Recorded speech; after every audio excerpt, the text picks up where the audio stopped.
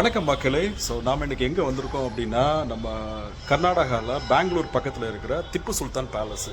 இந்த பேலஸ் ஆக்சுவலாக பார்க்குறதுக்கே கொஞ்சம் வித்தியாசமாக இருக்கும், பார்க்குறதுக்கே கொஞ்சம் வேறு லெவலில் இருக்குது. சுற்றியுமே பார்த்தீங்கன்னா ஒரு வித்தியாசமான ஒரு கட்டமைப்பில் கட்டியிருக்காங்க. இது வந்துட்டு ரொம்ப அழகாக இருக்குது. ஸோ ஃபுல்லாக பாருங்கள், நல்லாயிருக்கும்.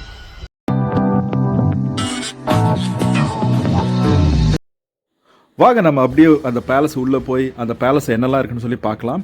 இங்கே டிக்கெட் பார்த்தீங்கன்னா ஒரு ஆளுக்கு 20 rupees சார்ஜ் பண்ணுவாங்க. அதே இது ஃபாரினர் அப்படின்னா 200 rupees சார்ஜ் பண்ணுவாங்க. இது எல்லாமே நம்ம ஆன்லைனில் தான் வாங்கணும், டைரெக்டாக வாங்க முடியாது. Everything is online. ஆனால் ஐடி ப்ரூஃப் கேட்கும், அதெல்லாம் கொடுத்தா தான் நமக்கு டிக்கெட்டே புக் பண்ண முடியும். அப்படியே நம்ம உள்ளே போனோம்னா ரெண்டு பக்கமுமே ஒரு அழகான லான் இருக்குது.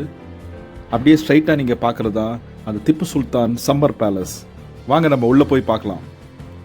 என்ட்ரன்ஸ் போனாவே பார்த்தீங்கன்னா ஃபுல்லாகவே தேக்கு மரத்தால் கட்டப்பட்ட பில்லர்ஸால் கட்டப்பட்ட ஒரு அரண்மனை இது. இது வந்துட்டு அவர் வந்துட்டு கனவாக கட்டப்பட்ட ஒரு அவரோட த்ரோன்.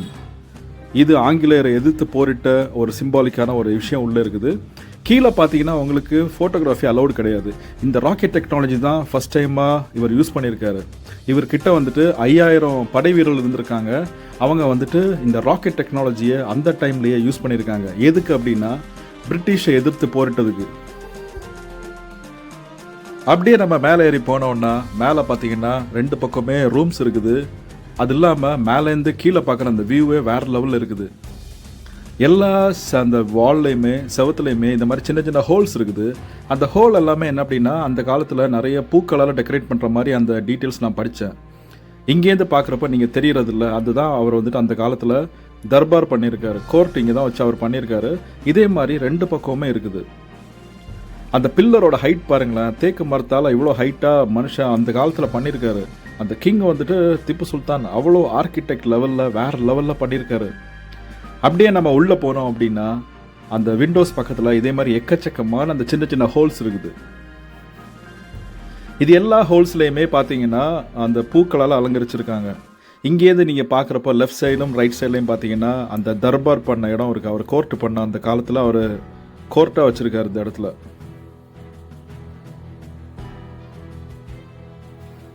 இங்கேயுமே பார்த்தீங்கன்னா நிறைய அந்த சின்ன சின்ன ஹோல்ஸ் இருக்குது.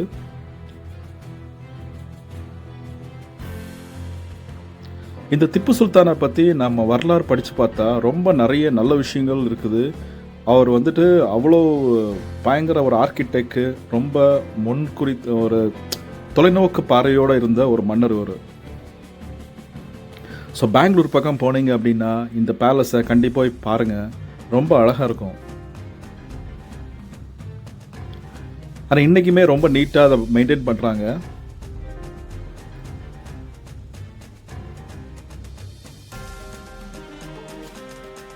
ஸோ நீங்கள் அந்த சென்டராக பார்க்குற அந்த வியூ தான் இந்த இங்கேருந்து பார்க்குறப்போ அந்த பேலஸோட வெளியில் இப்படி தான் தெரியும்.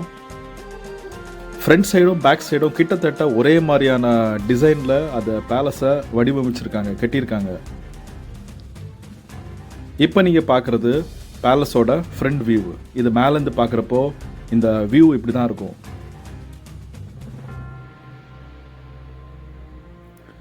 ஸோ அந்த வுட்டில் அந்த கார்விங்ஸ் எல்லாம் எவ்வளோ அழகாக பண்ணியிருக்காங்க. ஆனால் சில இடத்துல பார்த்தீங்கன்னா சின்னதாக க்ளோஸ் பண்ணியிருக்காங்க, நம்ம மேலே போக முடியாது. கீழே மேலே எல்லாமே மேக்ஸிமம் வுடன் அந்த ஃப்ளோர் தான் பண்ணியிருக்காங்க. உள்ளே வந்துட்டு ஃபோட்டோகிராஃபி சுத்தமாக அலௌடு கிடையாது. ஸோ நீங்கள் ஃபோட்டோவும் எடுக்க முடியாது, வீடியோவும் நாட் அலௌடு.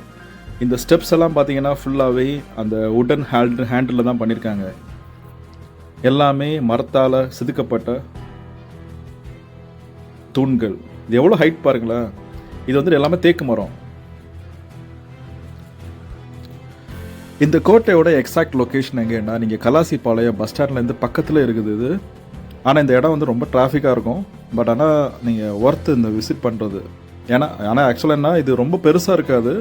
கிட்டத்தட்ட நான் காமிச்சேன்ல, இவ்வளோ தான் அந்த பேலஸோட மொத்த சைஸுமே.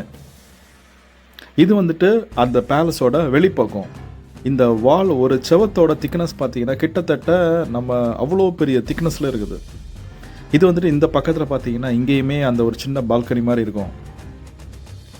ஆக்சுவலாக சில சின்ன சின்ன வேலைகள்லாம் நடந்துட்டு இருக்குது, அதனால் சில விஷயங்கள்லாம் க்ளோஸ் பண்ணி வச்சுருந்தாங்க.